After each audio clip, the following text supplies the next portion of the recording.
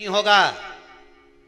तुमरुका जी ने शिव महापुराण में कहा, सुनो चंचुला देवी, केवल एक व्यक्ति शिव पुराण से नहीं तरता, इस बिंदुक जैसे ना जाने कितने प्रेत इस वायुमंडल में घूम रहे होंगे, ना जाने कितने पितर, ना जाने कितने आहूत, ना जाने कितने वासुक इस वायुमंडल में घूम रहे होंगे।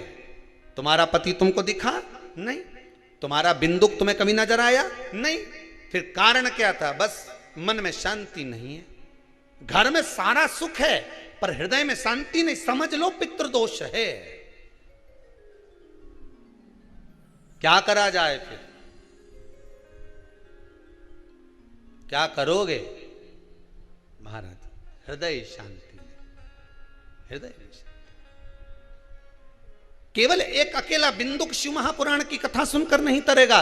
तुमरुका जी कहते हैं, जिस समय पर मैं शिव महापुराण की कथा कहूंगा, सुनो चंचुला देवी, इस संसार के इस भूमंडल पर मृत्यु लोक में जितने भी जीव इस संसार सागर में भटक रहे होंगे, शिव महापुराण की कथा सुनकर वो भी तर जाएंगे। ये अकेली बिंदुक को तारने वाली नहीं है। इस मृत्यु लोक में जो विराजमान, आज भी नियम है महाराज, श्राद्ध का भोजन टेबल पर नहीं कराया जाता, श्राद्ध का भोजन ब्राह्मण को कुर्सी पर बिठाकर नहीं कराया जाता, श्राद्ध का भोजन किसी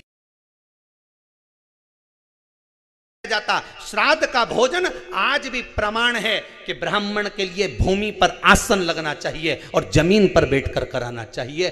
तब क्यों? क्योंकि इस भूमि पर बैठकर जब भोजन कराएंगे, इसी भूमि से ना जाने कितने पितर गए, कितने तर्पण हुए, कितनी तिलांजलि हुई, इसी भूमि से, इस रज से, इस कण से ना जाने कितने जीव चल गए। अब लकड़ी पर या टेबल पर या कुर्सी पर बैठकर ब्राह्मण को भोजन कराने का प्रमाण नहीं है। अब आपका फैशन ज्यादा हो गया तो बात दूसरी है। पंडित जी ऊपर बैठ के खा लोगे क्या? पंडित जी तो बोल देंगे अच्छा है, खिला दो।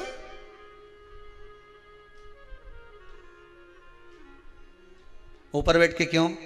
वो झुकने में थोड़ी सी कमर लचक जाए, क्योंकि खीर परसेगी तो झुकना पड़ेगा। अब ब्राह्मण अगर भोजन करने आसन पर बैठेगा, तुम अगर थोड़ा झुककर परसोगी, ब्राह्मण के सम्मुख में आप थोड़ा सा भोजन कराते समय झुकोगी, जरा विचार करिए। यशोदा मैया के घर में संतान नहीं थी। यशोदा जी श्रावण के महीने में श्रावणी करने आए हुए ब्राह्मण को मात्र खीर परोसने के लिए गई थी। 52 साल की उम्र थी, संतान का सुख नहीं दिख रहा था, खीर परोसने के लिए गई। उतनी देर में ब्राह्मणों ने देखा इनके घर में संतान नहीं है, पुत्र भव कह दिया। और यशोदा जी के पति श्री नंदराय जी कह रहे हैं कि बाबा मैं 60 का या 55 की, बाल हो गए धोले और तुम कह रहे हो पुत्र होगा, कहां से होगा? ब्राह्मण कहते हैं, ब्राह्मण जब भोजन करता है, भोजन करते समय जब वर देता है, वो वर गलत नहीं हो सकता, कहीं से भी आएगा, पर छोरा तो आएगा। और आया, कहीं से भी आया, पर पुत्र आया, क्योंकि आशीर्वाद दिया था। श्राद्ध पक्ष का भोजन टेबल पर नहीं, कुर्सी पर नहीं, श्राद्ध पक्ष का भोजन ब्राह्मण को आसन लगाकर जमीन पर कराना चाहिए, भूमि पर।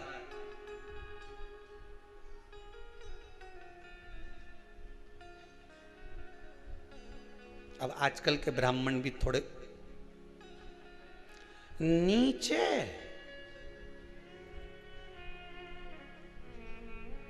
अगर हम टेबल पे ही जिम लें तो जी अब क्या बोले भी तो क्या बोले, तुम ही बताओ।